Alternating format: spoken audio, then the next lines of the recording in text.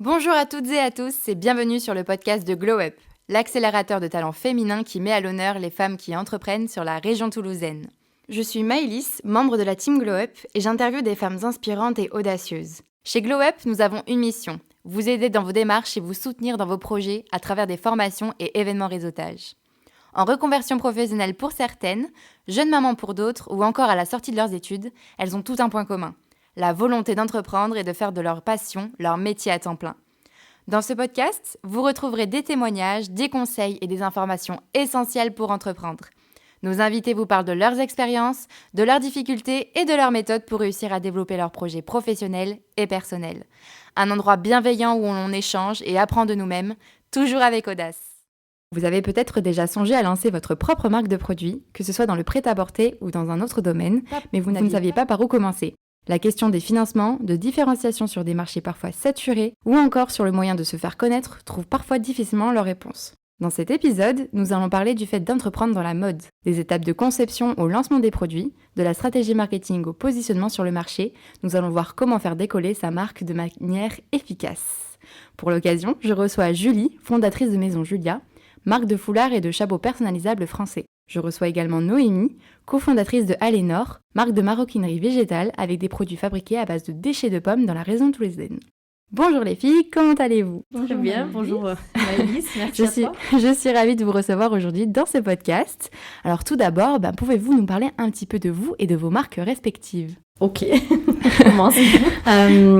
Alors, je m'appelle Julie, j'ai 39 ans. J'ai créé Maison Julia à partir du premier confinement. Donc, c'est une marque, effectivement, de chapeaux personnalisables via des accessoires interchangeables et de foulards, mais on en reparlera plus tard. J'ai créé cette marque dans une période un peu de crise sanitaire et de crise économique, puisque avant, j'avais un concept store dans le digital de prêt-à-porter pour femmes qui s'appelait Brune Paris, lancé 5 mois avant la crise sanitaire. Et c'est à partir de cette crise que je me suis remise en question, où j'ai senti la nécessité en fait clairement de me renouveler et surtout de rester dans un business model en tout cas qui soit viable et qui me corresponde. L'idée de la marque en fait c'est venu tout simplement grâce à une collaboration avec une école de stylisme à Paris qui est Modesta, et avec laquelle j'ai co-créé la première collection de foulards, lancée en juin 2021. Donc c'est un travail qu'on a mis en place pendant près de 8 mois, avec les dernières années de master en marketing dans la mode en fait. Deuxième année. Et on a co-créé ensemble toute la première collection avec l'accès à un bureau d'études de A à Z. On a lancé la première collection en juin 2021. Et au bout d'un mois, en fait, on a été contacté par un organisme qui organisait un espace créateur au Galeries Lafayette Haussmann pour la période de Noël. Donc là, en fait, si tu veux, ce qui est fou, c'est que je me suis dit, mais comment, en fait, on vient me voir alors que j'ai une marque qui est si jeune, qui a à peine un mois, mais j'ai compris en tout cas que, effectivement, il y avait une opportunité à saisir. J'ai pris la balle au bond et, si tu veux, à partir de là, j'ai relevé le challenge de chercher des partenaires. Parce qu'il faut savoir qu'au moment où j'ai lancé la marque, donc avec les élèves, je n'avais pas d'atelier, je n'avais pas de sourcing, je n'avais pas de graphiste. On a vraiment travaillé, on va dire, en mini-groupe, en cohésion avec les élèves, mais pas plus. J'avais juste la partie des protos. Et du coup, mon temps entre le mois d'août et le mois d'octobre, j'ai œuvré pour chercher tous ces partenaires. Et je me suis juste dit au moment du corner qu'il fallait que j'apporte un élément, un article supplémentaire pour pouvoir apporter de l'esthétisme, si tu veux, et du volume au stand. Et c'est là que j'ai pensé au chapeau. Et le chapeau, en fait, il est vraiment venu un peu par hasard. Pour moi, c'était juste une question de combinaison de produits et de bon mariage entre deux articles. Mais je pensais pas que ça irait aussi loin, puisqu'au bout de 3 jours donc, de participation à l'espace créateur, je me suis retrouvée avec l'intégralité des chapeaux qui étaient vendus versus 5 foulards. Donc tu vois, là, je me suis posé une question. Ouais, un peu la révélation de peut-être c'était... Ouais. Mais clairement, en fait, en plus, j'avais qu'un coloris et j'avais pas tous les tours de tête. Donc en plus, je me suis ratée des ventes, clairement, parce que j'avais pas le tour de tête qu'il fallait. Et là, je me suis dit, bon, tu vas faire du réassort, parce que j'avais clairement compris qu'il y avait un marché. Et j'ai surtout posé des questions à toutes les clientes qui l'achetaient. Parce que vraiment, pour moi, il fallait que je comprenne l'engouement envers le chapeau et l'offre rêvée, entre guillemets, pour la cliente qui achetait un fedora, par exemple, parce que c'était le cas. Ça aurait pu être un Panama, qu'importe. Et effectivement, pour apporter une patte supplémentaire, c'est là que j'ai pensé vraiment à la partie conceptuelle de la personnalisation. Voilà. Et c'est comme ça qu'aujourd'hui, Maison Julia est en transition, en fait, sur le chapeau.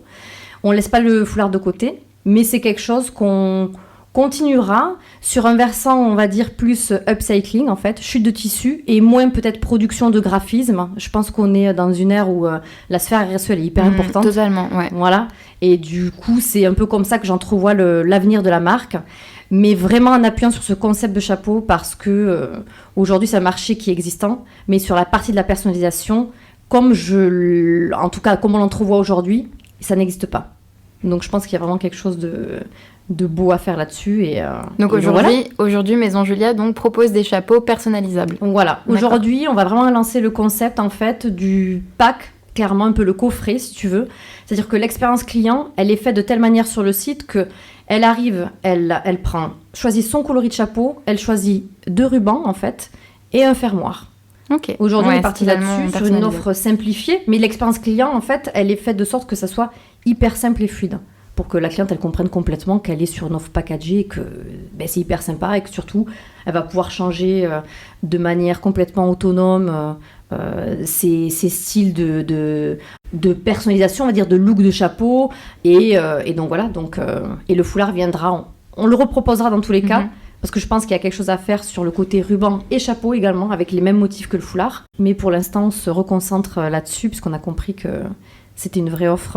Et donc tes chapeaux, est-ce qu'on peut les retrouver ? Est-ce qu'on peut les retrouver sur des points de vente physiques ou alors c'est du e-shop ? Alors c'est du e-shop aujourd'hui. Maintenant le lancement se fait ce dimanche donc 20 mars à 18h. C'est pour ça qu'on n'a pas encore mis en place l'offre sur le site internet. Enfin elle y est mais elle est en back-office pour l'instant. Mais dans tous les cas, l'offre elle se fait le 20 mars à 18h et après on essaiera de faire effectivement du pop-up store ou de la boutique éphémère parce que pour moi l'un va pas sans l'autre en fait. Ouais, je pense que du coup nos auditeurs pourront du coup retrouver les chapeaux de Maison Julia à la sortie de l'épisode. Ouais, effectivement. Complètement. Oui. Et donc Noémie, parle-nous un petit peu de toi et de ta marque que tu as cofondée donc avec ta collaboratrice Anne-Laure. C'est ça. Alors du coup j'ai cofondé Alénor avec Anne-Laure. Donc Alénor c'est le mélange de nos deux.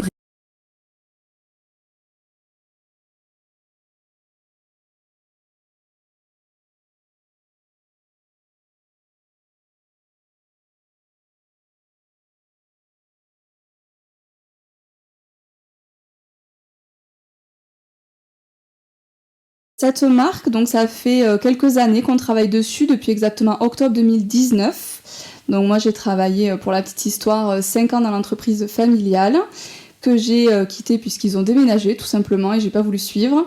Et l'idée est venue avec Anne-Laure de lancer quelque chose ensemble. Et pourquoi la maroquinerie ? Parce que la maroquinerie c'est ce qui nous lie depuis toujours en fait.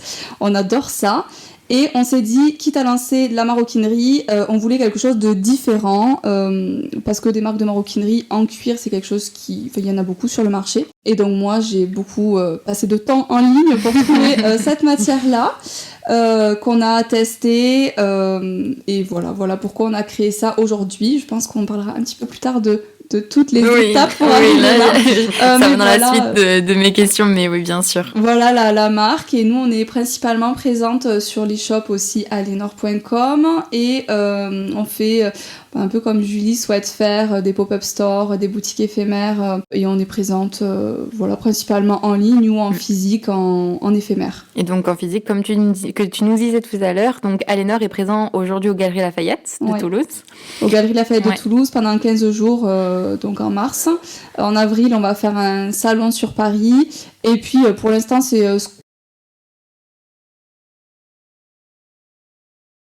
Et c'est fou, du coup, ta marque est née d'une amitié. T'as un peu répondu à ma prochaine question dans tes propos. Et justement, j'allais vous demander, est-ce que pourquoi la mode, pourquoi le monde des accessoires ? Est-ce que ça a été pour vous, comme t'as pu déjà nous le dire, peut-être un petit peu d'une provenance d'une passion commune, donc pour le coup avec ta collaboratrice. Julie, est-ce que toi aussi c'est venu d'une part passion ? Est-ce que de base c'était pas les produits initiaux ? Parce que pour le coup, toi, Julie, t'étais focalisée sur les foulards, ça c'est un peu différencié avec les chapeaux. Est-ce que vous aviez l'objectif, ou est-ce que vous avez encore l'objectif de promouvoir, d'amener votre marque ailleurs ? Et est-ce que surtout vous aviez des connaissances déjà dans la mode et accessoires avant de vous lancer, ou alors c'était en freestyle et par passion et on a dit allez go on y va? Alors nous c'est complètement par passion, on n'est pas issu de domaine de la mode, on a toujours aimé ça. Quand on s'est connus, c'était en 2008, dans nos études supérieures, on était à fond blog mode et compagnie. Voilà, on aime la mode, mais on étudiait l'hôtellerie-restauration, donc absolument rien à voir avec ce qu'on fait aujourd'hui. Moi j'ai fait toutes mes études là-dedans, puis je suis partie dans l'entreprise familiale, qui est une entreprise plus dans le bâtiment, enfin vraiment rien à voir avec la mode. Et en fait tout ça, ça m'a permis à moi, mais aussi à Laure, d'acquérir des connaissances qui sont indispensables dans l'entrepreneuriat en fait, que ce soit dans la mode ou dans un autre domaine. On a des choses par lesquelles on doit passer, peu importe le domaine d'activité. Mais sinon, le côté mode, maroquinerie, c'est juste par passion. On s'est dit, on va le faire, on dessine, voilà. Et puis on a trouvé un super atelier qui prototype. Enfin, on est bien entouré avec l'atelier avec lequel on travaille. Mais sinon, on est vraiment que toutes les deux pour absolument tout le reste. Ok. Ah ouais, c'est vraiment porter toutes les casquettes de l'entrepreneur. Et deux, c'est hyper important de le souligner parce que quand on est deux, on peut quand même facilement passer le relais, on peut plus facilement partir en vacances, voilà. C'est plus facile que quand on est seul. Je comprends. Je vois Julie. Alors Julie, du coup, parle-nous un petit peu parce que toi, tu as lancé Maison Julia seule. Je te vois du coup chez La Tête. Alors nous, dis-nous un petit peu toi comment ça s'est déroulé et comment est né. Est-ce que c'est né par passion, Maison Julia, ou est-ce que tu as eu déjà des connaissances dans la mode? Ouais. Alors moi en fait les choses sont doubles parce qu'effectivement j'ai un héritage familial. Il y a la passion mais l'héritage familial puisque j'ai un père qui a eu une usine de confection de textiles de maison pendant près de 25 ans en fait en Tunisie. Ok, waouh. Donc j'ai quand même baigné dedans, même si c'était pas du textile prêt-à-porter, mais l'idée en tout cas du textile, des belles matières, des coupes se rejoint complètement. Après, j'ai une grand-mère qui a eu une carrière de couturière retoucheuse, donc dans tous les cas, j'ai quand même toujours baigné dans cet univers de tissus, de produits, et ma mère qui coud depuis des années, moi depuis un an. Donc effectivement, il y a cette partie héritage familial. Et passion parce que moi ça m'anime depuis des années. Alors après c'est vrai que je me suis pas lancée de suite, j'ai un peu travaillé moi dans le commerce aussi comme toi Noémie dans différents secteurs d'activité, mais c'est vrai que j'ai mis du temps en fait à entreprendre pour des questions aussi de maturité. Et c'est vrai que quand on a en plus des parents, en tout cas moi dans le cas de mon père qui était à la tête d'une entreprise avec 80 salariés, si tu veux, ça te met un peu, t'es pas très à l'aise au niveau, on va dire, de la prise de confiance. Tu te dis, est-ce que je ferai aussi bien que lui, etc. Et puis les codes ont changé, parce que lui, il était à une époque où les codes ont vraiment changé dans le textile. Donc voilà, en fait, il y a eu la passion et la maturité qui ont clairement été deux éléments, on va dire, déclencheurs. Et tu parles de maturité, est-ce que tu aurais aimé, par exemple, avec le recul, te lancer avant, ou est-ce que c'était par peur de te lancer, justement, comme tu disais, peut-être tu dû avoir une pression par rapport à les activités de tes parents, de tes grands-parents, est-ce que c'était une pression d'échouer, ou alors est-ce que ça a été justement d'atteindre vraiment l'instant T, comme tu disais, la fameuse maturité pour pouvoir te lancer parce que t'en serais pas senti capable avant? Alors de toute façon, je me sentais pas capable avant de le faire. J'admire effectivement aujourd'hui quand je vois des jeunes de 25 ans qui, même à 20 ans, qui entreprennent suite aux études et je trouve ça admirable. Mais je pense que j'aurais pas... Alors deux choses, j'aurais pas eu la maturité et du coup, je sais pas si t'encaisses de la même manière en fait les échecs, tu vois. Enfin c'est différent. Voilà. Donc moi en tout cas... Pour ma part, je me sentais pas du tout en fait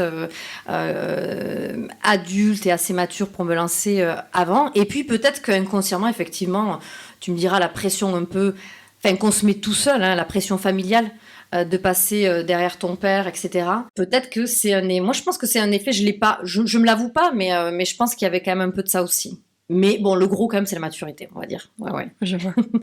On va faire un petit retour dans le temps. On va remonter donc au tout début, là où vous êtes un peu, justement, où votre concept est né, votre idée de marque, etc. Comment on se lance ? C'est-à-dire comment se déroule le lancement d'une marque d'accessoires, en l'occurrence, ou même de prêt-à-porter. Je pense qu'on est un peu sur des choses similaires. Comment ça s'est passé pour vous ? Quelles sont les étapes à suivre ? De l'instant où on a l'idée du projet, est-ce qu'on fait des croquis ? Je suppose que, comme tu disais tout à l'heure, Noémie, on essaie de chercher des ateliers. Comment on trouve ces ateliers ? Est-ce que vous avez dessiné vos prototypes ? Est-ce qu'on vous a aidé ? Est-ce qu'on vous a accompagné ? Et comment on lance enfin sa marque ? Je commence ? Comme tu veux. Allez, Vas-y. commence. Alors, comment on fait quand on veut se lancer? Déjà, on cherche l'idée. On se renseigne beaucoup, voir ce qui se fait sur le marché et quand ça se fait pas sur le marché, pourquoi? Est-ce que le marché est assez mature pour accueillir un nouveau produit? Parce que des fois, nous, ça nous paraît révolutionnaire et puis finalement, sur le marché, ça plaît... on arrive un peu trop tôt, quoi. Ensuite, on en parle beaucoup, on teste, on se pose, on s'entoure bien. Moi, je trouve que c'est hyper important. Notamment chez Glow Up, je trouve, parce que je suis adhérente du club, du coup, je suis membre du club et je trouve que c'est hyper important de rencontrer d'autres personnes qui sont un peu dans la même dynamique que nous. Et ensuite, pour nous, donc pour la maroquinerie, ça a été sourcer les matières, les tester en amont, dessiner les produits, trouver l'atelier. Et en fait, on a trouvé un atelier qui existe depuis 50 ans. C'était hyper important pour nous qu'il soit vraiment dans le secteur, vraiment pas loin de Toulouse. Et il y a un prototypeur sur place. Et ça, c'est une grande chance pour nous.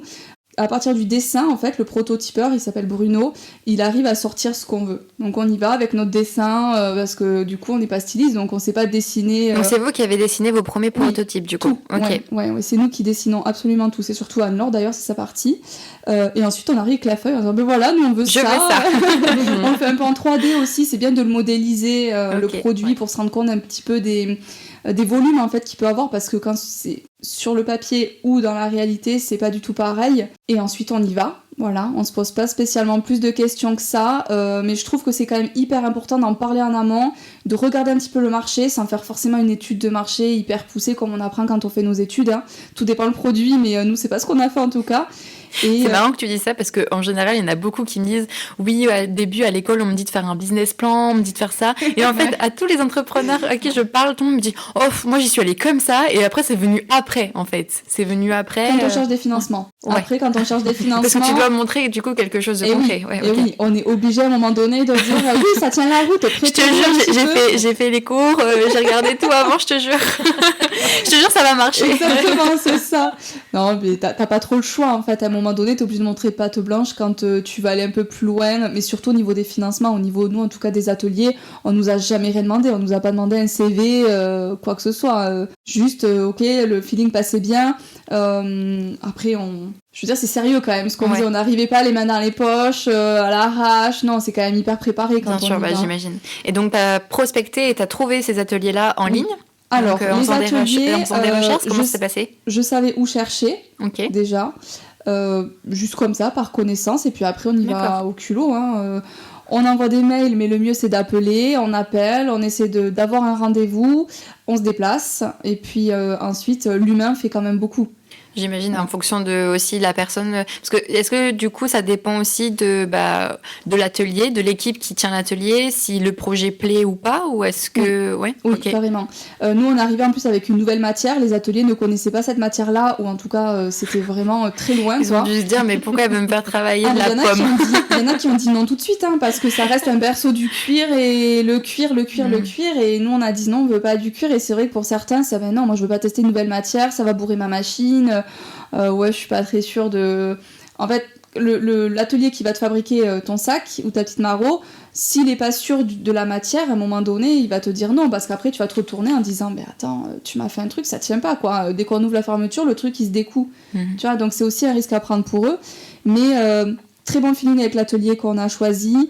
Et en fait, on s'est choisi mutuellement. Et ça, c'est hyper important. Donc, c'est vraiment une relation, en fait, entre vous, du coup, Aliénor, et l'atelier. Ça s'est fait comme ça. Exactement. L'atelier, ils sont super avec nous. Tu vois, j'ai reçu un petit message. J'espère que vous êtes bien installés aux galeries, que tout va bien se passer. On viendra vous voir. Il y a un vrai truc, un vrai échange, que ce soit avec les propriétaires gérants de la structure, mais aussi avec la responsable des piqueuses, donc celle qui pique en tout cas nos sacs, le prototypeur, il y a vraiment un lien avec tous ces gens-là.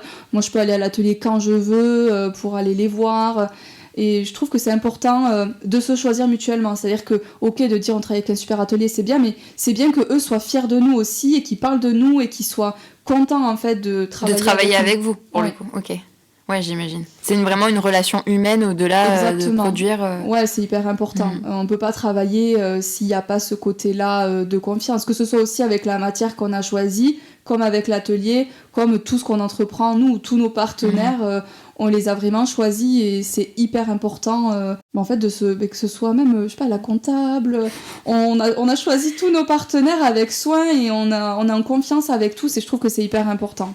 Et ça s'est passé comme ça, toi aussi, Julie, pour le coup? Il y a des choses, effectivement, où je reconnais pas mal, parce que pour les foulards, bon, alors, la seule partie, effectivement, sur les croquis, c'est que la partie foulard, effectivement, ce sont les élèves, en fait, avec qui on a travaillé. Donc là, j'avais une partie, effectivement, très professionnelle, entre guillemets. En tout cas, ils étaient plus calés que moi en dessin, même s'il faut pas faire les beaux-arts pour arriver à dessiner un foulard, tu vois, ou un chapeau. Mais... on a commencé comme ça. Les ateliers, en fait, c'est arrivé un peu de la même manière, c'est-à-dire que tu cherches sur Internet, tu appelles, tu prends des rendez-vous, tu te rends sur place parce que de toute façon, c'est le mieux. Et après, c'est vrai que là où Noémie a raison, je me reconnais, c'est qu'effectivement, tu vois, le premier atelier avec qui on a eu un rendez-vous, ça n'a pas matché. Pourquoi ? Parce qu'effectivement, ils n'avaient pas cette expertise, par exemple, de la finition du foulard. Parce que le foulard, par exemple, c'est une finition qui est... simple en soi, on a l'impression, mais au final, c'est pas tous les ateliers qui le font. Donc il faut vraiment trouver. Ouais. Et en fait, des fois, les choses les plus simples sont les plus compliquées à trouver, je trouve. Tu vois, c'est comme pour le chapeau. Aujourd'hui, donc, on produit effectivement les rubans avec un atelier, mais le ruban, ça te paraît simple en fait. Mais il faut une finition impeccable sur le fini avec l'adéquation avec le fermoir. Donc en fait, c'est, on va dire, du bouche à oreille par la suite qu'on arrive à trouver effectivement le partenaire idéal, entre guillemets. Et là où tu as raison, c'est qu'on se choisit mutuellement. Parce qu'en général, on choisit des personnes qui nous correspondent en termes de valeurs. Parce que tu as des ateliers des fois qui répondent pas à toutes tes valeurs humaines, etc. Et de travail aussi. Et par la suite, sur la partie des protos, c'est vrai que aujourd'hui, par exemple, sur le chapeau, on a un partenaire qui travaille avec un atelier italien. Donc en fait, on travaille sur un intermédiaire qui effectivement nous propose, donc via des croquis que nous on préétablit, il nous propose effectivement après un dessin pareil un peu en 3D, etc.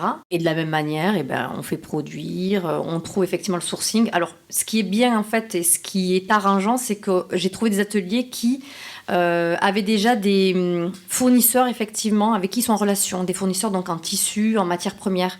Parce que ça, le sourcing en fait c'est une partie, je sais pas, enfin en plus toi Noémie c'est sur du cœur de pomme donc c'est encore plus une matière qui est compliqué, je pense, à trouver, mais même sur un sourcing en fait basique, je t'assure que c'est pas facile, quoi. Enfin, c'est vraiment, c'est une partie, je trouve, qui est plus compliquée de trouver un atelier de confection. Des ateliers, t'en as, mais alors à foison en France. Hein. En confection, je parle en maroquinerie, je sais que c'est plus compliqué. Je sais qu'il y en a beaucoup moins.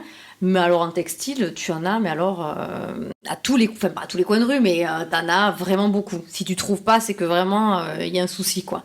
Après, c'est juste la partie du sourcing qui est vraiment plus compliquée, on va dire. C'est assez opaque en fait le sourcing. C'est-à-dire que quand tu cherches une matière, il faut se déplacer, il faut aller dans des salons pro. Quand tu veux commencer, déjà tu vas dans un salon pro. Tu n'as pas d'autre choix parce que déjà tu connais rien. Oui. Quand tu vas au salon pro, les gens ils te regardent en disant oui mais attends t'as rien. Au début c'est un peu compliqué, en fait tu te prends un peu une claque au départ quand même parce que t'as personne qui vient t'aider, enfin je trouve, hein.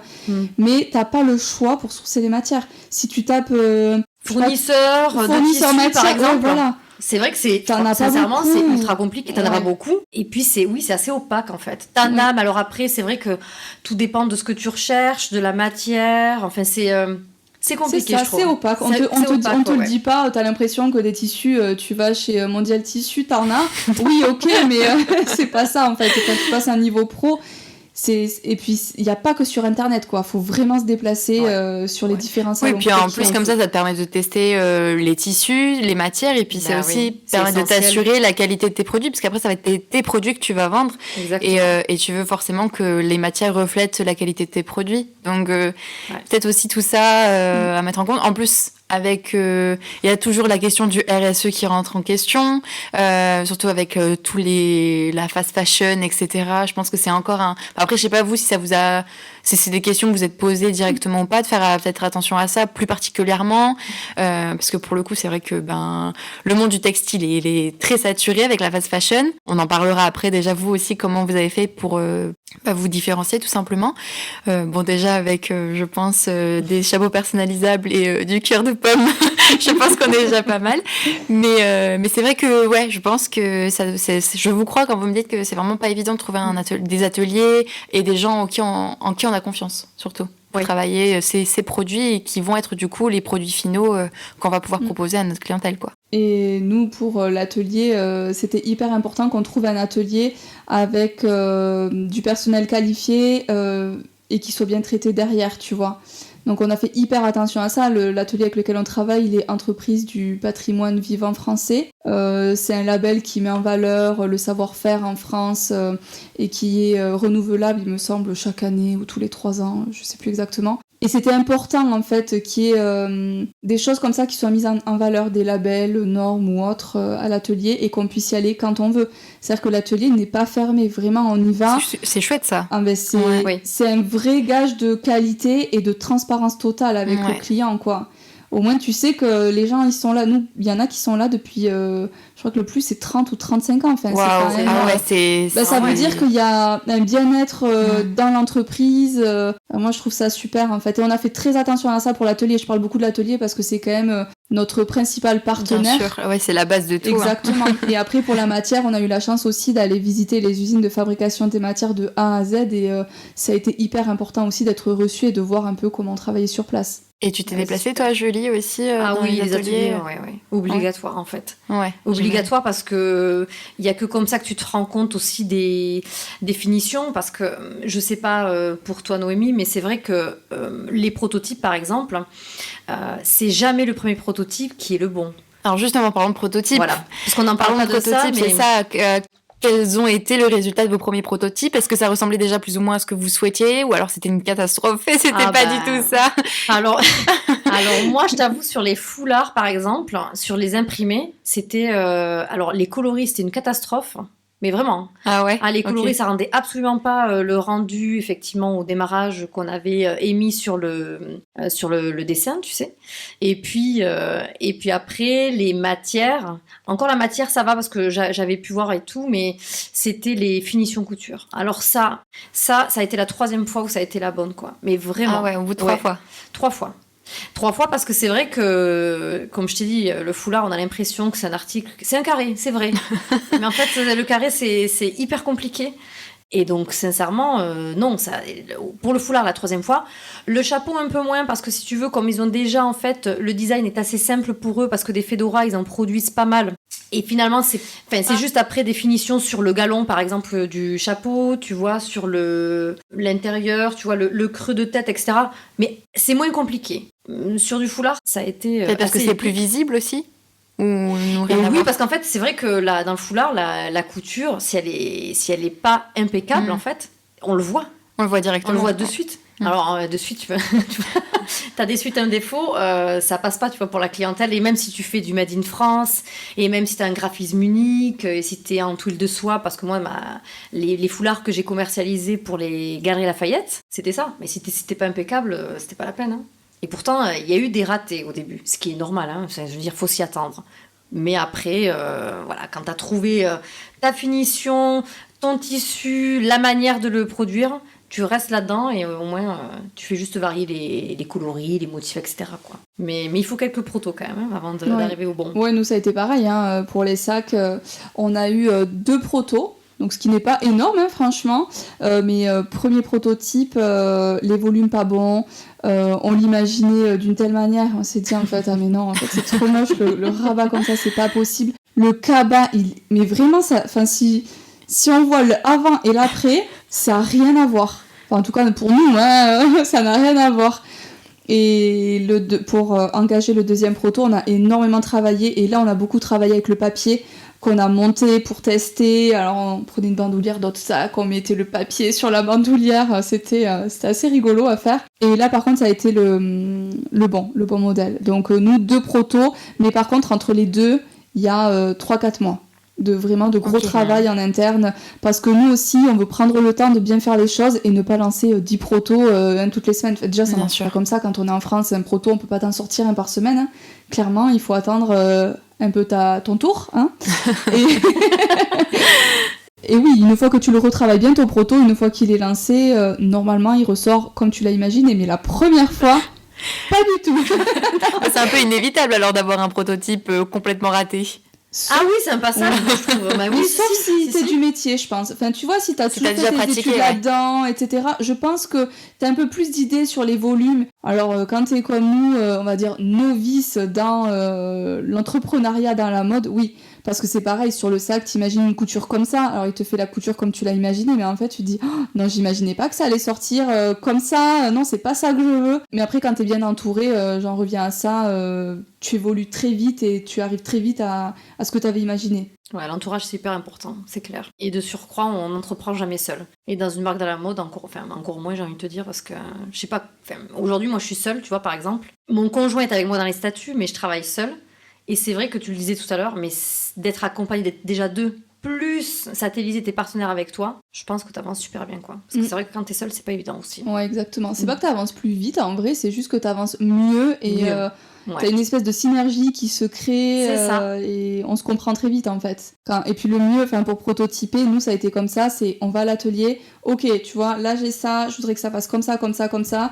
Mais en fait, le fait de se déplacer, et c'est pour ça qu'on a souhaité un atelier aussi pas très loin, on se comprend tout de suite et ok, on a compris, on y va et on sait que ça sera la bonne, quoi. Et donc, une fois ces prototypes validés, vous recevez donc vous faites des commandes de produits en termes de quantité. Est-ce que vous aviez déjà peut-être une idée ou pas? Et à partir de ce moment que vous avez votre stock, à quel moment on lance et comment on lance sa marque? Alors, avant de faire la production, il faut tester le produit. Ça aussi, c'est hyper important. C'est ce que j'allais dire. T'avais ton prototype et donc toi, tu l'as testé personnellement, c'est ça? Ah oui, on le teste pendant quelques semaines, voire quelques mois, avant de le... Parce que on... Voir si tout tient, fonctionne, ouais. Ouais, mais bon, la tata qui fait peut-être 20 kilos de plus que toi, elle le porte pas du tout pareil. Tu te rends compte qu'en fait, le sac qui arrivait à ta hanche, elle, il lui arrive sous la poitrine et en fait, ça passe pas. Tu vois, donc en fait, il faut vraiment faire vivre le truc parce que peut-être qu'aussi t'as ta copine qui fait 20 cm de plus que toi, qui est toute finette et en fait, c'est pareil, ça va pas du tout.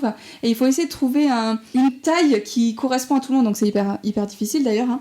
Mais ouais, on teste avant de lancer la prod. C'est beau ce que t'as dit, c'est faire vivre son produit en fait. Ouais. On n'a pas le choix en vrai. Ouais. Non, mais même avant de le commercialiser. Du coup, ce que tu dis, c'est le faire vivre avant de le commercialiser et de le faire connaître au grand public. Oui, exactement. Pour moi, c'est un passage obligatoire. On peut pas aller trop vite quand on crée quelque chose, en tout cas dans la mode. Il faut se laisser le temps, c'est hyper important, je trouve, pour avoir le retour en fait des copines, de la famille, même des personnes qu'on ne connaît pas, même arrêter presque des gens dans la rue pour leur demander. Enfin, je veux dire, c'est hyper important de montrer et de voir un petit peu, et après on prend pas les remarques des gens, mais c'est important, je trouve, de questionner vraiment un panel de tout âge, toute morphologie et tout style aussi, parce que c'est pareil aussi quand on écoute le tonton, la tata, même les parents des fois oui c'est ça, tu devrais sortir un sac comme ça, oui, toutes les couleurs, c'est clair, c'est ça. Et après le prototype, oui, on lance la production. Nous ça a été comme ça, on a lancé la production, on avait un minimum de quantité par commande, on parle pas non plus de centaines de pièces, c'est une petite dizaine de pièces par coloris, et ensuite on y va. Nous on a lancé un préco à la base, et puis dès qu'on a reçu le premier gros stock, on a tout lancé sur stock après.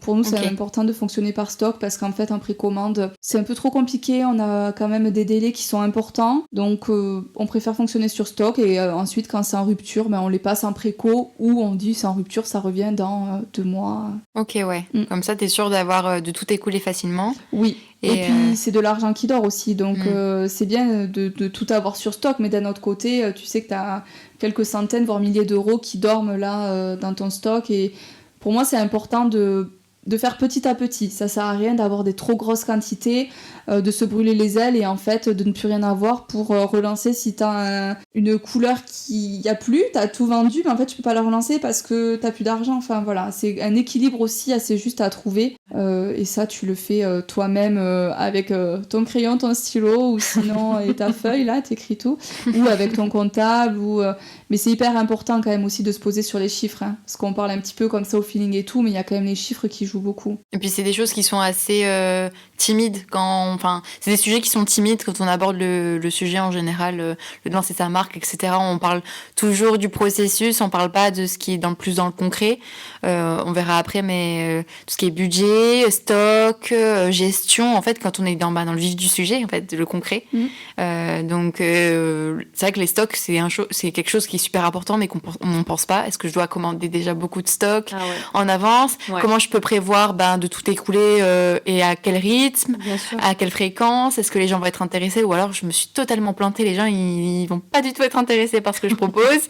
Toi Julie, est-ce que tu avais prévu peut-être pas mal de stocks? Alors c'est un peu comme toi Noémie. Moi j'avais sondé ma communauté sur Instagram pour les motifs, parce que nous on partait de là en fait. Déjà on a fait appel à une graphiste pour les motifs, avec une ambiance, moodboard, etc. Donc on a commencé par sonder la communauté, pour déjà voir vers quel motif on part, pour pouvoir en tout cas cibler au mieux les goûts. Et après pour les stocks, c'est vrai que au démarrage, on a fait de la précommande. Après, je suis d'accord avec Noémie parce que c'est vrai que c'est un système. Alors, tout dépend du produit. Mais même sur le foulard, comme il y a la partie graphisme, impression et confection, ça prend du temps. Il y a à peu près des délais entre, tu te dis, la cliente, elle commande sur le site internet, le temps que tu fasses produire, etc., t'en as pour à peu près 2 mois. Et dans les délais, on va être quand même assez honnête. La précommande, le délai, on va dire, psychologique toléré par une cliente, c'est 1 mois. Jusqu'à, on va dire, entre le moment où elle commande et la livraison. Donc c'est vrai que même moi, 2 mois, je me disais, c'est pas possible. Il va falloir que tu investisses un peu dans du stock, mais toujours pareil avec des séries limitées, d'un nombre limité. Alors nous, ce qu'on a fait, c'est que c'était surtout pour les Galeries Lafayette, on avait fait à peu près une quinzaine, tu vois, de foulards pour les 15 jours. Et alors, après, c'est vrai que c'est compliqué parce que t'essayes. Nous, ce qu'on avait pensé pour l'événement, c'est qu'on se disait combien potentiellement on peut vendre de foulards à l'heure, tu vois. Donc, on s'est dit, voyons si c'est un foulard toutes les heures. Et c'est comme ça un peu qu'on a jaugé, on va dire, le nombre de foulards à produire. Et le chapeau, en fait, c'est vrai que c'était moins un souci parce que pareil, on est parti sur 10 chapeaux avec un seul coloris. Bon, ça, on prenait pas non plus un gros risque de base. Hein. Et bon, là, après, le souci qu'on a eu, c'est de faire du rassort. Ça, c'est un autre souci. Moi, j'appelle ça les soucis de riches, en fait. Exactement. J'appelle ça les problèmes de riches. Quand on doit faire du rassort et tout machin, je sais pas la même chose. Mais on y est arrivé, en fait, sur du stock que le prestataire et l'atelier avaient. Donc, bon, on est arrivé pas forcément sur les coloris qu'on voulait, parce qu'après, pour de la production, il faut du temps aussi. Mais voilà, il faut vraiment jauger à peu près. Alors après, il y a aussi l'activité e-commerce. Quand on commence à avoir des commandes sur le site, tu sais à peu près à quel rythme tu vends tes articles au mois ou à la semaine, même s'il y a des temps forts. Mais on va dire que c'est un peu de cette manière-là. Et effectivement, comme tu disais, les chiffres, c'est on va dire, une des parties aussi dont on parle pas trop. Mais lancer une marque à 0 €, je n'y crois pas, en fait. Je parle d'une marque dans le textile. Hein. On est obligé d'investir un peu quand même, malgré tout. Hein. Rien que pour les produits, déjà, on est obligé rien que pour les d'investir. produits, les protos, etc. C'est de base, à moins d'avoir l'atelier chez toi et d'être styliste, et tu vois, enfin... Et encore, et encore, après, voilà, se pose quand même de toute façon la question, c'est que si tu commences à avoir un flux de commandes, il faut quand même répondre à la demande assez rapidement ou dans des délais tolérables. Et bon, ça passe forcément par ça, quoi. Mais, et donc le lancement de la marque, à quel moment il s'est fait et à quel moment vous vous êtes dit, est-ce que vous étiez donné vous un délai personnel pour dire à ce moment-là on lance la marque, ou est-ce que vous avez attendu justement d'avoir assez de stock, d'avoir mis tout en place par exemple votre stratégie, et à quel moment et comment on lance du coup une marque? Est-ce qu'on se met d'abord sur les réseaux sociaux? Est-ce qu'on essaie de se faire connaître? Ça a été quoi votre stratégie vous de lancement? Alors écoute, pour Maison Julia, si tu veux, moi j'avais déjà un compte Instagram avec une mini communauté qui était déjà présente. Donc là-dessus, bon, c'était bien parce que tu capitalises sur de la visibilité que tu as déjà acquis. C'est un compte Instagram que tu avais lancé avant le lancement des produits? D'accord. Alors, j'ai lancé avant les produits, oui. Ok, pour faire connaître déjà ta marque. Exactement. Avant de lancer le produit, c'était un peu un teasing du coup. Ouais, je travaillais je travaille toujours avec lui, avec un partenaire, une agence web. Et en fait, si tu veux, on a travaillé en amont sur le contenu. Alors même si on n'avait pas les visuels propres, on travaillait sur du contenu, c'est avec des photos libres de droit, etc. Okay. Pour déjà en tout cas engager la communauté sur, on va dire, la future marque, l'identité qu'on voulait apporter, les produits, etc. Okay. Donc on a capitalisé là-dessus pendant 6 mois. Donc c'est un vrai travail en amont, sans avoir de produit ni rien à proposer. Donc c'est vrai qu'après, tu te dis qu'en temps, c'est peut-être un peu long, peut-être pour les gens qui sont abonnés à ton Après, compte. j'ai vu des marques qui attendaient beaucoup plus long, qui mettaient beaucoup plus de temps à teaser pour les produits, donc ça me choque pas, moi. Non. Donc moi, ça me semblait long, je me disais 6 mois, les gens ils vont partir, ils vont se dire mais elle fait rien du tout. Elle sortira rien. Elle sortira rien du tout. C'est pas un grave. Teasing de rien. Mais effectivement, on a capitalisé sur 6 mois. Et puis après, on a lancé effectivement on avait une date de lancement avec un compte à rebours, etc., qui était fixe. Ensuite, on a fait quelques campagnes Facebook Ads en fait pour de l'acquisition client. Alors pas forcément pour de suite de la conversion, parce qu'au début c'est vraiment juste poser, on va dire les jalons pour ta visibilité, tu vois. Et après, à partir de là, tu fais des campagnes de conversion. Et là, c'est toujours pareil, il faut être hyper bien accompagné. Et c'est vrai qu'on n'en a pas parlé de ça, parce qu'on a parlé de toute la partie, effectivement, atelier, proto, on va dire opérationnel, produit. Mais après, il y a toute la partie aussi, surtout dans le digital, communication, campagne Facebook, le SEO, enfin tous ces termes un peu qui sont barbares, je te dirais, au démarrage quand tu débutes et que tu connais rien. Mais ça fait peur, c'est des mots qui font peur. Très peur, ouais. Et c'est des métiers en plus émergents que toi tu maîtrises absolument pas. D'où l'intérêt des fois de faire des mini-formations, tu vois, ou des petites choses comme ça qui te permettent en tout cas de savoir de quoi tu parles quand tu es face à un partenaire, parce que c'est toujours bien de parler un peu le même langage en tout cas. Et faire un petit peu, on est connaisseurs, je sais de quoi je parle. Voilà. Quand on te parle aussi de business manager sur Facebook, etc., tu vois, voilà, ça c'est des termes qu'on peut connaître au fur et à mesure qu'on a affaire à des Bien sûr, après c'est des choses qu'on apprend sur le tas aussi, hein. C'est en pratiquant qu'on... C'est ça. Et puis après, il y a eu l'influence. Ça, je l'ai pas mis de côté parce que aujourd'hui, alors je suis pas forcément sûre que ce soit un gros canal de vente. Par contre, je pense que c'est un vrai canal de visibilité en fait. Je l'ai vu par exemple au démarrage avec, là je parle de Brune Paris, quand c'était Brune Paris avant Maison Julia, mais j'avais quand même travaillé avec une vingtaine d'influenceuses pour le lancement. Wow. Ah oui, une sacrée stratégie de marketing d'influence, du coup. Ouais, mais alors, je vais te dire, ça a été de la pure chance parce que j'y étais un peu au doigt levé en envoyant des mails à 35 influenceuses en proposant juste d'offrir un produit. Et en fait, il se trouve que j'en ai une vingtaine qui m'avaient répondu oui, tu vois. Et après, j'avais ciblé, mais pas aussi bien que ce que je fais aujourd'hui. Aujourd'hui, je préfère la qualité à la quantité. Mm-hmm. Voilà, je trouve qu'aujourd'hui, vraiment, l'influence, c'est hyper, important. Et je trouve que ça a toute sa valeur si tu travailles avec 2-3 nanas, mais qui sont ambassadrices de ta marque, carrément, tu vois. Mm-hmm. Avec qui tu mets un partenariat sur une année, etc.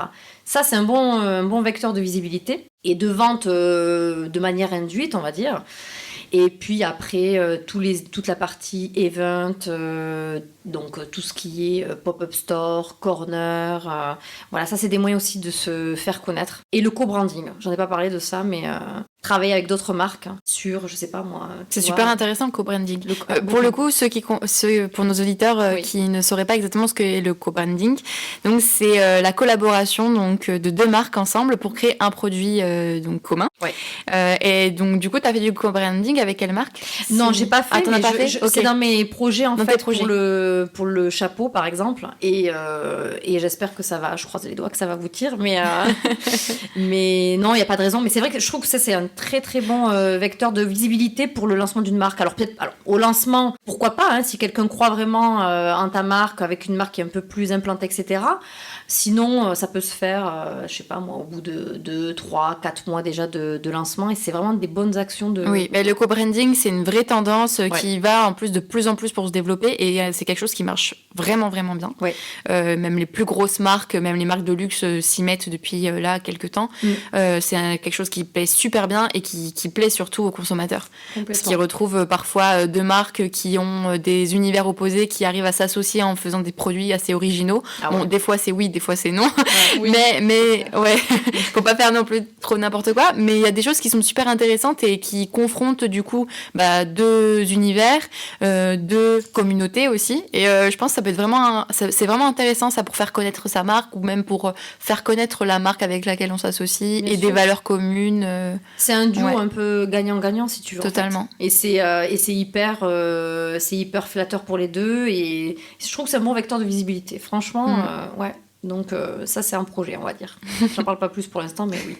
On tease pas trop. On a bien teasé quoi. Voilà, c'est ça. Et Noémie, du coup, parle-nous un petit peu, vous, comment ça s'est passé chez Alénor pour le lancement des produits, une fois que vous aviez vos stocks Pour le lancement, on l'a fait avant le stock. On s'est lancé exactement le 21 mars 2021. On voulait lancer... Donc bientôt 1 an alors. Bientôt un anniversaire. C'était le jour du printemps, ou le lendemain, je sais plus, mais c'était vraiment... beau. C'est un beau... Et c'est ce qu'on voulait. Un bel anniversaire. On voulait absolument, parce que tous les modèles ont des noms de fleurs, et que les fleurs, ça nous parle beaucoup avec Alénor. Donc c'était un peu... Compte à rebours, on s'est dit, allez, vas-y, on sort à cette date-là, qu'on soit prête ou pas. Donc on a fait des précos pour être prête un petit peu après. C'était important pour nous, à un moment donné, j'ai envie de dire, il faut se mettre une date. Si on se met pas de date, mais en fait, ça peut durer. Le jour où on a parlé de créer quelque chose ensemble, c'était octobre 2019, et on a lancé en mars 2021. Donc il y a presque 1 an et demi, et à un moment donné, il faut y aller, quoi. On s'est dit, on se met une date, on sera prête. Alors on a travaillé des heures et des heures les semaines précédentes. Je crois qu'on les compte pas, les heures. Ah, c'est vrai que là tu travailles, mais tous les soirs, enfin vraiment tu travailles à fond parce que tu veux que le site il corresponde vraiment à ce que tu as dans la tête, etc. Pour le compte Instagram, nous on l'avait créé aussi, donc Facebook, Insta, on avait bloqué le nom. Dès qu'on a eu la marque on l'a eu peut-être au bout de quelques mois, tu vois. Donc 1 an avant le lancement, on avait tout bloqué partout, déposé la marque et tout, on l'a fait en amont et en perso. C'était important pour nous de pas le faire sur la société. Si un jour on revend la société, ben la marque elle nous appartient, elle est à nous, quoi. Et ça c'est un conseil que j'ai reçu de mes parents depuis toujours, et je trouve que c'est quand même important aussi en fait d'avoir sa marque à soi et pas à sa société. Et Anne-Laure, c'est Anne-Laure qui gère surtout tout ce qui est communication. Donc c'est elle qui faisait un petit peu de teasing, qui mettait quelques photos d'inspiration sans trop dire ce qu'on faisait, enfin ce qu'on allait sortir. Parce que du coup, Anne-Laure est un peu dans l'influence, il me semble. Oui, okay. Anne-Laure, c'est ça, elle est influenceuse ou créatrice de contenu depuis 2015. Elle vit de ça depuis 2015. Et du coup, c'est vrai qu'elle, tout ce qui est visuel, réseaux sociaux, c'est quelque chose sur lequel elle est complètement à l'aise. Les photos, elle a ses petits trucs d'inspi et tout. Moi, je la laisse faire complètement. On se fait vraiment confiance en fait sur nos domaines d'expertise. Donc ça, c'est le sien. Je vais pas marcher dessus. Elle fait ce qui lui semble bien. Et ensuite, on a lancé principalement quand tu fais la grande annonce, compte à rebours et tout, c'est sur Instagram aujourd'hui. Ou en tout cas, il y a 1 an, c'était comme ça. Nous, on a toujours tout fait sur Instagram. Et c'est comme ça qu'on s'est lancé à la base.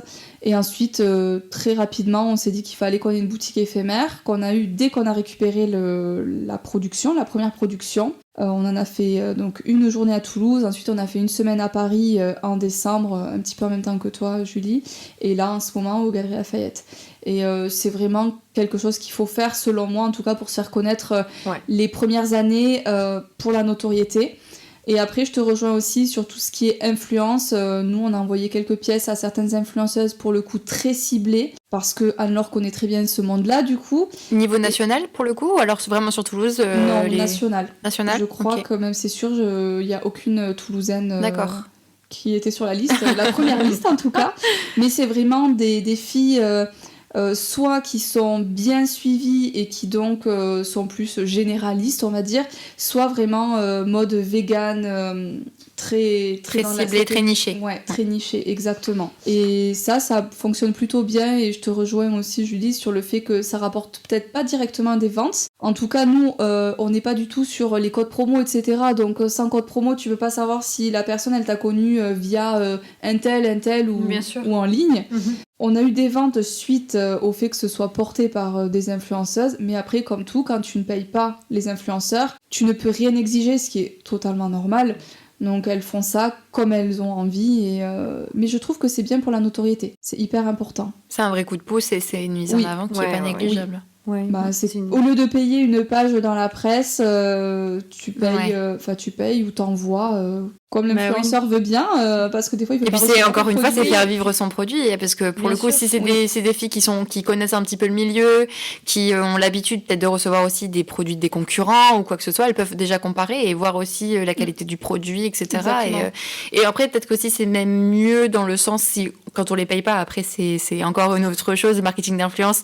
Il y aura peut-être un épisode qui sera consacré à ça sur le podcast, parce que c'est un sujet dont on pourrait parler des heures et qui est très intéressant, surtout pour les créateurs, les petits créateurs et pour les entrepreneurs. Mais c'est vrai que pour le coup, du coup, si l'influenceuse va parler de toi sans être payée, elle aura vraiment un avis déjà plus honnête et plus sincère, et pour le coup, elle pourra parler de ce qui lui plaît, ce qui lui plaît pas. Est-ce que vous aviez demandé juste personnellement à ces influenceuses-là d'avoir un retour ou pas du tout? Est-ce qu'elles vous ont donné quand même un avis interne sans en parler sur leurs réseaux sociaux? Elles en ont toutes parlé. D'accord. Pour nous, ouais, elles ont toutes parlé de la pièce. Alors parler vraiment en parlant, en faisant des stories, parfois c'est parler juste à l'écrit, mais on a eu des retours de la part de toutes et on en a encore aujourd'hui. De temps en temps, il y en a une qui va le porter, alors le cabas par exemple quand elle part en voyage, elle va le mettre. Donc moi je trouve que c'est une vraie vitrine. J'aime pas dire ça, mais en vrai c'est ça. Oui, ça reste une vitrine, ouais. mais comme tu dis, sincère et honnête, sinon elle le mettrait pas en avant et elle le porterait pas et il serait là. Il serait dans le placard. Ou revendu ou donné à quelqu'un autour. Et après, moi je dirais aussi c'est important d'être un petit peu dans les médias. Je parle de la presse, de faire des communiqués de presse en interne. Nous c'est ce qu'on fait, on a suivi une petite formation, on fait des CP en interne qu'on envoie tous les mois à des journalistes. Ça je trouve que c'est important aussi parce que dès qu'on parle de toi, rien que... on est à Toulouse, il y a la Dépêche. Dès qu'on a parlé, nous, dans la Dépêche, on a eu quand même beaucoup de retours.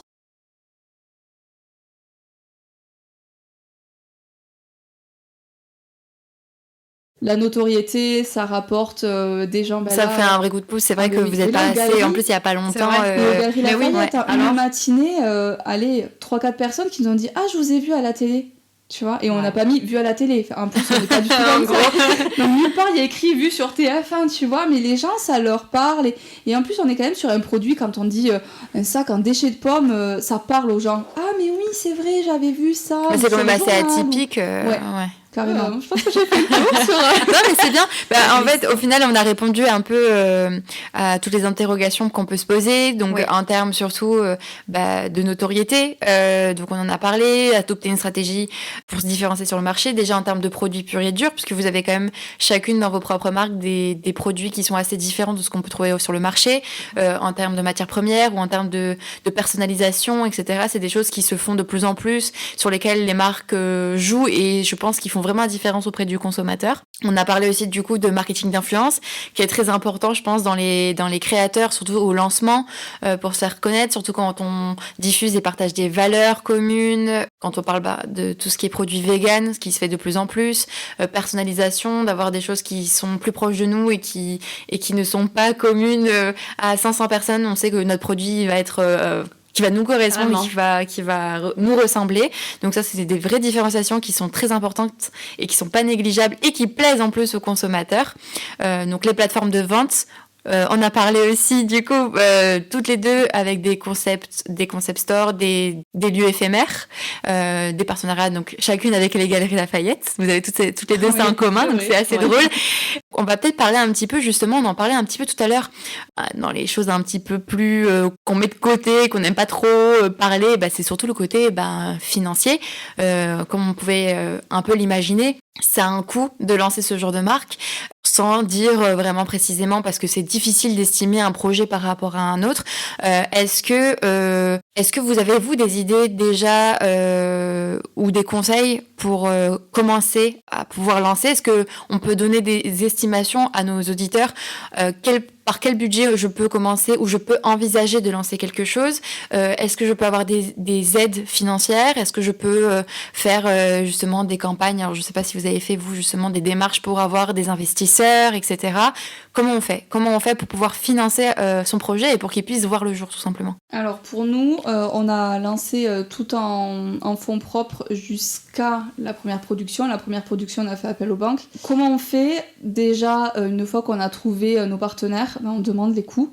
Combien ça coûte de produire, par exemple, une série de sacs? On va te dire, je sais pas, c'est 10 sacs minimum, 30 sacs minimum, 50 sacs minimum, et ça coûte tant le sac. Tu fais ta multiplication et tu vois combien ça va te coûter. On te donne le besoin matière, tu vois combien va te coûter le besoin matière, et tu te dis, je vais donner des chiffres au pif, mais tu dis, allez, un sac, je sais pas, ça me coûte 100 €. Si je veux en lancer le minimum qu'on me demande, ça coûte, j'en sais rien, 3 000 €, plus la matière. Voilà, c'est un peu comme ça en fait que tu fais au départ. Et une fois, donc c'est comme ça aussi que tu montes ton business plan finalement. Et c'est là que tu vois si tu peux payer de toi-même ou s'il faut faire appel à des investisseurs. Nous on a fait appel à la banque, mais ça peut être des investisseurs privés, tu fais un peu comme tu veux. Nous, on a tout lancé donc en fonds propres à la base. Pour donner des chiffres, parce que moi, ça me dérange pas du tout, au début, ça nous a coûté 7 000 €, tout l'amont. Le capital, on a décidé de mettre 10 000 €, donc ça fait 17 000 € de fonds propres. Et ensuite, on a calculé pour le premier lancement et je vais pas dire combien on a emprunté à la banque, mais on a emprunté à la banque quelques dizaines de milliers d'euros pour lancer notre première production. Et ensuite, on a fait appel à Initiative Haute-Garonne, qui nous a aidés, donc avec un prêt d'honneur qu'on a eu. Un prêt d'honneur, c'est un prêt qui correspond au montant de ton capital, donc pour nous 10 000 €, et c'est un prêt à taux zéro, sans caution et sans garantie. Donc c'est un prêt gratuit en soi, qui est donné par Initiative ici Haute-Garonne pour le coup, mais il y a d'autres initiatives, c'est national. Mais c'est bon à noter parce que pour le coup, pour les gens qui sont dans la région, c'est intéressant. Exactement, et en fait tu passes devant un jury, nous c'était en visio parce que malheureusement il y avait le Covid à ce moment-là, mais sinon c'est en présentiel et t'as quand même je crois une dizaine de personnes devant toi, ça peut être assureur, banquier, t'as plein de personnes différentes, et ensuite ils disent oui ou non, enfin on aide ou on n'aide pas. Parce qu'il faut quand même que ça tienne la route, évidemment. Et après, il y a plein d'aides auprès de la BPI, il faut se renseigner, c'est important. Nous, pour avoir notre prêt bancaire, on n'a pas eu besoin de la BPI. Mais quand t'as pas de caution et pas de garantie, personne, je sais pas, t'es pas propriétaire et t'as rien en fait qui peut prouver que tu peux rembourser un jour ces sous-là, tu as donc la BPI qui peut se porter garant de ton prêt. Donc la BPI, c'est finalement... Admettons, tu prends 50 000 €, tu demandes 50 000 € à la banque, la BPI, tu sais que tu devras la payer, je sais plus, 2 000 € ou c'est quelque chose comme ça, mais c'est eux qui sont garants, si un jour tu fermes, c'est eux qui rembourseront ton prêt à la banque. Donc tu peux quand même te lancer quand t'as rien. Il faut juste, par contre, se bouger les fesses, aller à la CCI, suivre des petites formations sur est-ce que je peux vraiment entreprendre, est-ce que c'est fait pour moi. Il y a beaucoup d'aides auprès de la CCI, ça c'est hyper important. Notamment ton business plan, tu sais pas le monter, tu vas sur la CCI, ça s'appelle CCI Builder. Et en fait, t'as plein de petites cases à remplir. Pour construire ton business plan, t'appuies sur un bouton, t'as ton business plan. C'est gratuit, c'est juste des heures de travail, mais c'est gratuit quoi. Donc t'as quand même beaucoup de choses qui sont faites, il faut juste les connaître, les sources. Mais une fois que tu les connais, t'as quand même beaucoup d'aides, je trouve, pour te lancer. Après, même chez Glow Up, après, il faut être en statut entrepreneur. Mais on propose, du coup, avec les aides, donc le CPF, etc., justement, tout ce qui est donc les formations créateurs, on accompagne, nous, les entrepreneurs à former leur business plan et à, du coup, construire toute leur communication, toute la gestion, toute leur entreprise, finalement. Oui, c'est bien aussi en complément. Je veux dire, si on a la chance d'avoir le CPF, c'est bien, mais c'est important de dire aussi, si on n'a pas la chance, on n'a rien, on peut quand même trouver... La CCI, c'est gratuit, la plupart des formations, alors pas toutes, hein, mais la plupart sont gratuites. Mais peut-être dans un état primaire, comme tu disais, si on ne sait pas, on n'est même pas sûr d'être entrepreneur ou pas, dans un état vraiment primaire, de se dire, est-ce que vraiment je me lance dans l'aventure ou pas ? Il faut savoir le faire seul. Alors que ce qui est bien chez Glow Up, c'est que tu es accompagné. Donc quand tu as peur de te dire oh là là, mais comment je vais réussir à dire. En fait, voilà, tu vas chez Glow Up et tu. Et t'es aussi entouré, aussi entouré d'autres entrepreneurs. Exactement. Donc tu te dis je suis pas la seule. Les autres, ils ont les mêmes. Les autres filles ont les mêmes problèmes que moi, ont les mêmes peurs que moi. Et au final. Quand tu as cette vague aussi d'accompagnement, de motivation, des fois, en fait, tu trouves des sources de motivation et tu te sens en fait beaucoup plus portée. Après, nous, on n'a pas fait appel aussi aux incubateurs, mais tu peux être incubé. Il y en a plusieurs aussi sur Toulouse. Ça, c'est super. Et les incubateurs, apparemment... Tu l'as fait, toi ? Non, mais c'est vrai que des fois, j'ai des regrets. Je me dis peut-être que j'aurais dû le faire. Tu vois, j'aurais bien aimé. Mais bon, après, il n'y a pas un parcours type, hein, mais c'est vrai que c'est un bon effet booster, une bonne source en tout cas on va dire d'appui et de... Puis t'es accompagné en fait. T'es accompagné quoi, clairement. En incubateur, t'y restes quelques mois, t'es même pas obligé d'être à ton compte quoi. Je veux dire, tu peux déjà faire des factures alors, avec leur SIRET, enfin c'est tout un espèce de gros package là qui te... c'est un écosystème qui est favorable en fait, franchement, quand on peut y aller quoi. Et donc toi Julie, comment ça s'est passé un petit peu le financement de Maison Julia ? Est-ce que tu as eu des difficultés de ce côté-là en termes de gestion ? Comment on fait pour financer ? Ou est-ce que tu avais déjà peut-être par rapport à ta famille ou alors tu avais déjà des modèles de savoir comment se déroule le processus ? Oui. Alors en fait, j'ai fait donc un accompagnement à la CCI. Ça fait écho avec ce que tu viens de dire. J'ai été accompagnée par un consultant qui m'a aidé à faire le business plan. Et à partir de là, effectivement, on a utilisé nos fonds propres au démarrage. Mais bon, très vite, tu te rends compte que c'est limité. Donc, on a fait un crédit. Pareil, un crédit bancaire, alors nous à peu près de 20 000 euros. Et puis ensuite, j'ai été aussi aidée, c'est marrant, ça me fait penser à toi Noémie, mais moi c'était l'ADI qui permet aussi d'aider les entrepreneurs sur des microcrédits. Donc c'est des prêts d'honneur à taux zéro, pareil. Alors à hauteur, alors c'est pas pas à hauteur du capital social, mais ils ont un seuil de 10 000 euros.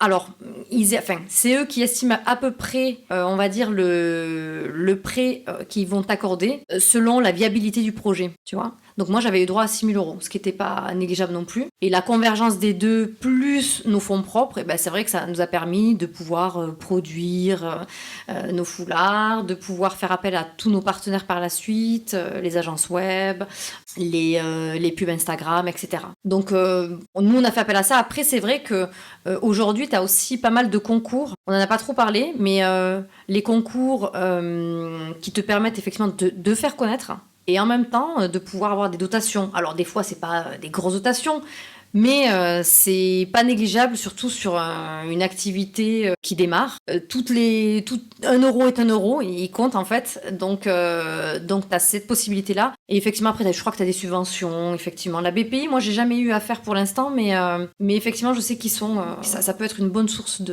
en tout cas, de soutien et peut-être de possibilités. Et de booster après aussi, hein. C'est-à-dire que quand tu veux, par exemple, te dire, allez, demain, je veux partir dans un autre pays ou sur un autre marché, la BPI accompagne vraiment les entrepreneurs, en fonction des projets, évidemment. Ah, bien sûr, bien sûr. Mais voilà, nous, c'est un peu comme ça qu'on a commencé. Et les investisseurs, pour l'instant, nous, c'est pas à l'ordre du jour. Je sais pas pourquoi. On verra. Après, ça se réfléchit parce que... des fois, tu te dis... Des fois, ça se réfléchit aussi parce que tu peux t'autofinancer. Alors c'est sûr qu'à un moment donné peut-être ta croissance elle arrive à un seuil aussi. C'est là de toute façon où interviennent en général on va dire les besoins en fonds d'investissement, etc. Mais bon, après il n'y a pas de règles en fait. Il n'y a pas de règles et c'est ça dépend de chacun aussi. Exactement. Il y en a qui veulent aller très vite. C'est ça. Nous on préfère y aller doucement mais sûrement en fait. C'est un peu notre état d'esprit. Bon voilà. Donc tu m'as dit on verra. Je rebondis. Oui. Dis-moi un petit peu, dites-moi quels sont vos objectifs pour vos marques respectives sur le moyen ou le long terme.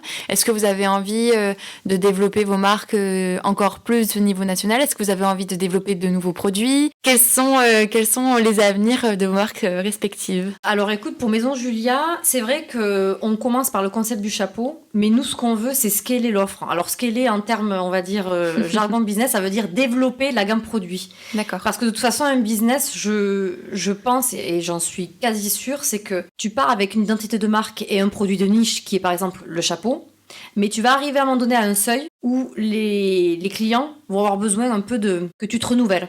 Alors sans forcément, on va dire, casser l'identité de la marque, mais aujourd'hui je pense qu'avec un fil conducteur, tu peux développer des gammes complémentaires. Donc à terme, moyen terme, on va dire, on souhaiterait rendre la personnalisation, on va dire, l'élément conceptuel de Maison Julia, mais qu'on peut décliner, par exemple, je sais pas, moi je te parlerai d'une manchette faite avec un ruban foulard que tu reconnais aussi sur le chapeau, avec le fermoir que tu reconnais également sur le chapeau ou sur le foulard, etc. pour le sceller, et bien là tu le fais en manchette. Voilà. Il faut qu'il y ait un fil conducteur, mais développer la gamme produit. Après, ce qu'on aimerait aussi, c'est développer le réseau de revendeurs. Alors ça, c'est un autre sujet, mais on a tendance à se focaliser sur le B2C, et c'est très bien.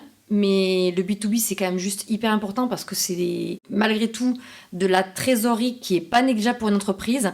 Et vraiment, la partie revendeur,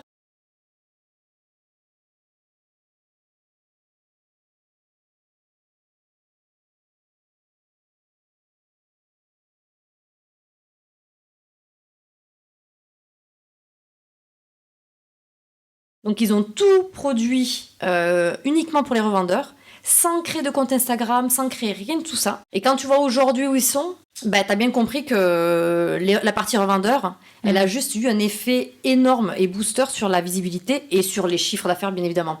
Après, c'est une question de marge. Bon, ça, c'est une autre question et c'est un autre débat.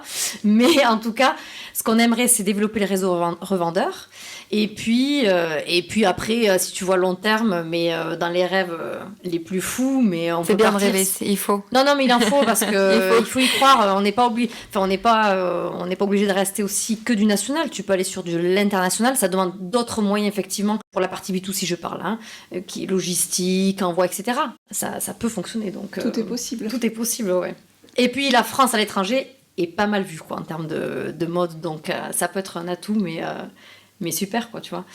Mais bon voilà, dans les faits, c'est surtout développer la gamme produit et le réseau revendeur. Super comme objectif. Et donc pour Alénor, À nous, c'est pas du tout pareil, c'est ça qui est rigolo. c'est bien. Ouais, nous, ça serait d'avoir plutôt notre point de vente. On aimerait bien une boutique.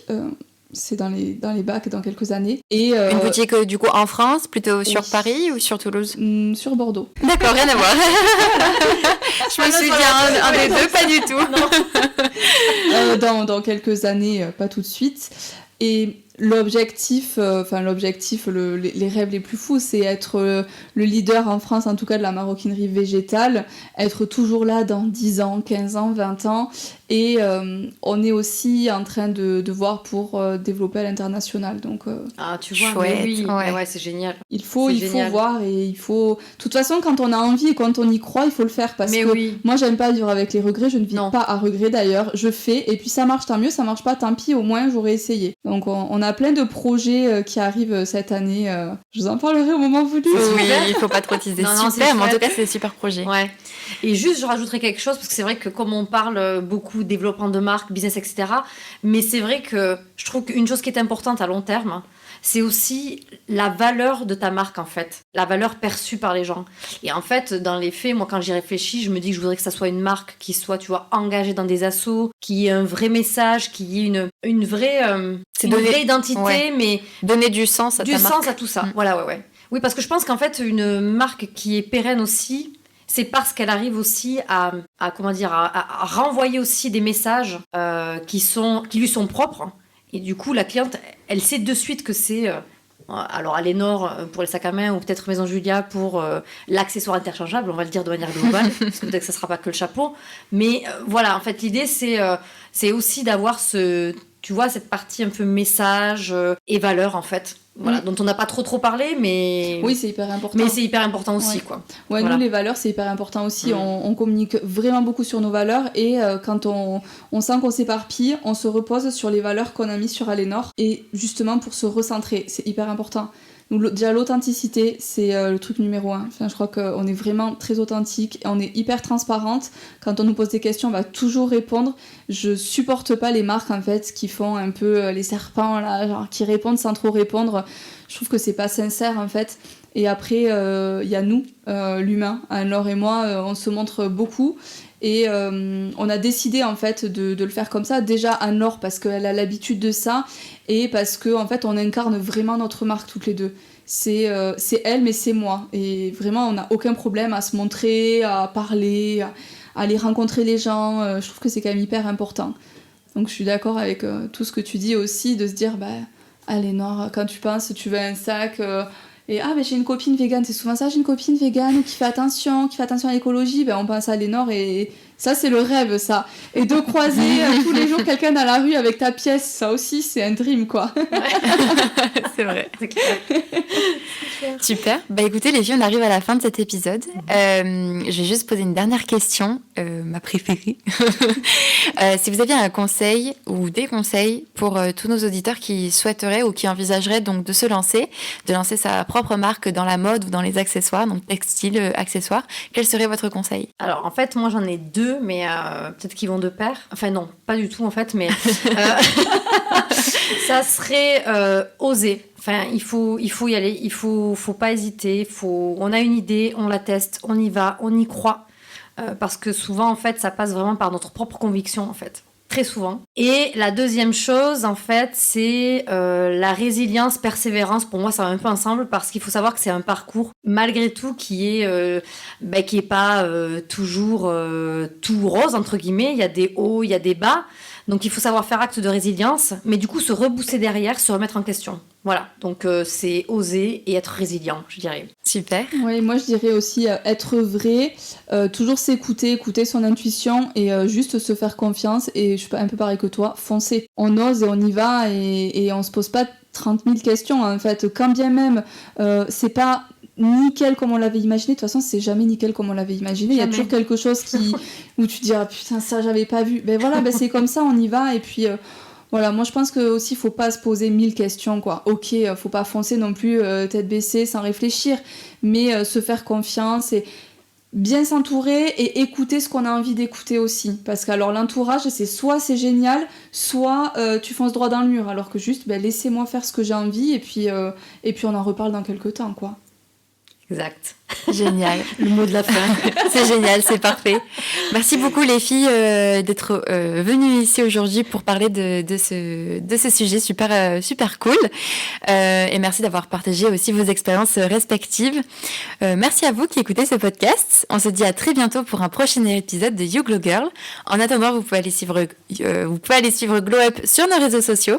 Vous pouvez également aller suivre Maison Julia et Alénor sur leurs réseaux sociaux respectifs que je vous mettrai en barre d'infos. On se dit à très bientôt, je vous embrasse et bonne journée. Salut, merci.